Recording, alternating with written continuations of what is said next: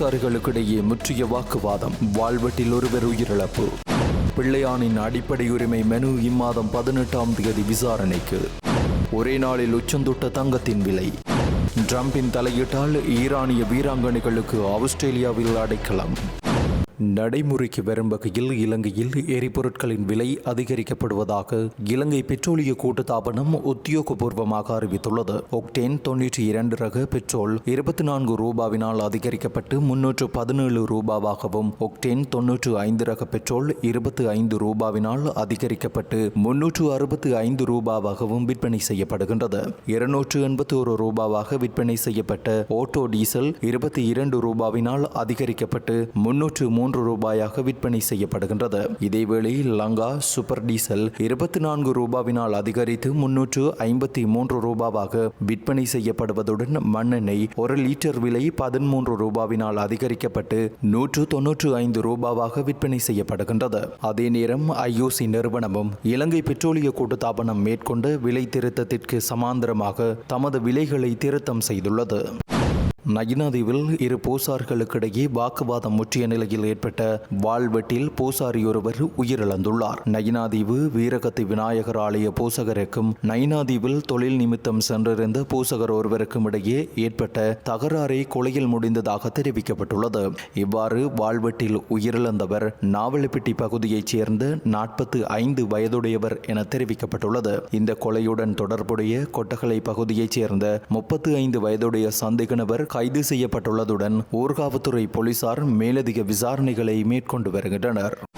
குற்றப்புலனாய்வு திணைக்களத்தினால் கைது செய்யப்பட்டு தடுத்து வைக்கப்பட்டுள்ள கிழக்கு மாகாண முன்னாள் முதலமைச்சர் சிவனேசதுரை சந்திரகாந்தன் என அழைக்கப்படும் பிள்ளையானின் அடிப்படை உரிமை மனுவை இம்மாதம் 18ஆம் தேதி அழைக்குமாறு உயர் நீதிமன்றம் உத்தரவிட்டுள்ளது. கைது செய்யப்பட்டு தடுத்து வைக்கப்பட்டிருப்பதற்கு எதிராக கிழக்கு மாகாண முன்னாள் முதலமைச்சர் சிவனேசதுரை சந்திரகாந்தன் அடிப்படை உரிமை மனுவை தாக்கல் செய்திருந்தார். இந்த மனு உயர் நீதிமன்றத்தில் அழைக்கப்பட்ட போதே மூவரடங்கிய நீதியரசர்கள் குழாம் விசாரணைக்காக இம்மாதம் 18ஆம் தேதி அழைக்குமாறு உத்தரவிட்டது. எந்த ஒரு நியாயமான காரணமுமின்றி பயங்கரவாத தடை சட்டத்தின் கீழ் தாம் கைது செய்யப்பட்டு தடுப்பு காவல் உத்தரவின் கீழ் தடுத்து வைக்கப்பட்டிருப்பது சட்டத்திற்கு புறம்பானது எனவும், இதன் மூலம் தனது அடிப்படை மனித உரிமைகள் மீறப்பட்டுள்ளதாகவும் தீர்ப்பளிக்குமாறு மனுதாரர் கோரிக்கை விடுத்துள்ளமை குறிப்பிடத்தக்கது. ஜாழ்ப்பாணம் மாவட்டத்தில் கடந்த வருடம் 62 கோடி ரூபாவிற்கு மேற்பட்ட நிதி மோசடி செய்யப்பட்டுள்ளது. நாட்டில் ஏனைய மாவட்டங்களை காட்டிலும் ஜாழ்ப்பாணத்திலேயே மோசடிகள் தொடர்ச்சியாக அதிகரித்து வருகின்றன என ஜாழ் பிராந்திய சிரேஷ்ட போலீஸ் அத்தியட்சகர் ABS ஜெயமகா தெரிவித்தார்.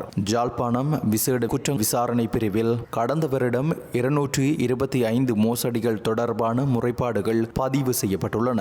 வெளிநாடுகளுக்கு அனுப்புவதாக இடம்பெறும் மோசடிகள், இணைய குற்றங்களூடாக இடம்பெறும் மோசடிகள், காணி மோசடிகள், ஆன்லைன் மோசடிகள் என்பனவே கணிசமானவை எனவும் தெரிவிக்கப்பட்டுள்ளது. இந்த மோசடிகள் மூலம் 62 கோடி ரூபாவிற்கும் மேற்பட்ட நிதி முறைகேடு செய்யப்பட்டுள்ளது. அவற்றுடன் தொடர்புடைய குற்றச்சாட்டில் 200 பேர் கைது செய்யப்பட்ட நிலையில் அவர்களுக்கு எதிராக நீதிமன்ற நடவடிக்கைகள் இடம்பெற்று வருகின்றன. இத்தகைய மோசடிகள் அண்மை காலமாக மீண்டும் ஜாழ் மாவட்டத்தில் அதிகரித்து வருகின்றன. வெளிநாட்டு வாழ்க்கையில் மக்களுக்கு இருக்கும் ஆசையை மோசடியாளர்கள் தமக்கு சாதகமாக பயன்படுத்தி வருகின்றனர். இவ்வாறான மோசடியாளர்களிடம் பொதுமக்கள் மிகவும் அவதானத்துடன் செயற்பட வேண்டும் எனவும் ஜாழ் பிராந்திய சிரேஷ்ட போலீஸ் அத்தியட்சகர் தெரிவித்துள்ளார். இலங்கையில் இன்று தங்கத்தின் விலை 7000 ரூபாவால் அதிகரித்துள்ளது. நேற்றைய தினம் தங்கத்தின் விலை 4000 ரூபாவால் குறைந்திருந்த நிலையில் இன்று தங்கத்தின் விலை அதிகரித்துள்ளது. இன்றைய தங்க விலை நிலவரப்படி 24 கரட் தங்கம் பவுன் ஒன்றுக்கு 4,15,000 ரூபாவாகவும், 22 கரட் தங்கம் பவுன் ஒன்றுக்கு 3,83,800 ரூபாவாகவும் விற்பனை செய்யப்படுகின்றது. 24 கரட் தங்கத்தின் 1 கிராமின் விலை 51,875 ரூபாவாகவும், 22 கரட் தங்கத்தின் 1 கிராமின் விலை 47,975 ரூபாவாகவும் விற்பனை செய்யப்படுகிறது. ஈரானிய வீராங்கனைகள் 5 ஆஸ்திரேலிய அரசு அடைக்கலம் வழங்கியுள்ளது. குயின்ஸ்லாந்தில் நடைபெற்று வரும் ஆசிய காற்பந்து கூட்டமைப்பின் 2026 ஆசிய கிண்ண தொடரில் பங்கேற்ற ஈரான் தேசிய பெண் காற்பந்து அணியின் 5 வீராங்கனைகளுக்கு இவ்வாறு ஆஸ்திரேலியா விசா வழங்கி தஞ்சம் அளித்துள்ளது. தென்கொரியாவுக்கு எதிரான முதல் போட்டியின் போது ஈரான் நாட்டின் தேசிய கீதத்தை பாடாமல் வீராங்கனைகள் மௌனம் காத்ததினால் அவர்கள் யுத்தகால துரோகிகள் என்று விமர்சிக்கப்பட்டனர். அவர்கள் தாயகம் திரும்பினால் கடும் தண்டனைக்கு உள்ளாகலாம் என்ற அச்சம் எழுந்துள்ளது. ஈரான் பெண்கள் காற்பந்து அணியின் தலைவி உள்ளிட்ட 5 வீராங்கனைகள் ஆஸ்திரேலியாவில் பாதுகாப்பாக இருக்க அனுமதிக்கப்பட்டுள்ளதாக ஆஸ்திரேலிய உள்துறை அமைச்சர் டோனிக் பர்க் தெரிவித்தார். அமெரிக்க ஜனாதிபதி டொனால்ட் ட்ரம்ப் இதுகுறித்து ஆஸ்திரேலிய பிரதமருடன் உரையாடியதன் விளைவாக 5 பெண்களுக்கும் தஞ்சம் அளிக்கப்பட்டது. சில வீராங்கனைகள் தங்கள் குடும்பத்தினரின் பாதுகாப்பு கருதி தாயகம் திரும்ப விரும்புவதாக தெரிவிக்கப்பட்டுள்ளது. ICC 2026 ஆண்டிற்கான T20 உலக கிண்ணத்தை 3வது முறையாக வென்று சாதனையை படைத்த இந்தியா அணிக்கு ICC பரிசு தொகை அறிவித்துள்ளது. கடந்த ஞாயிற்றுக்கிழமை நடைபெற்ற நியூசிலாந்து அணிக்கு எதிரான இறுதிப் போட்டியில் 96 ஓட்டங்கள் என்ற வித்தியாசத்தில் இந்தியா வெற்றி பெற்றிருந்தது.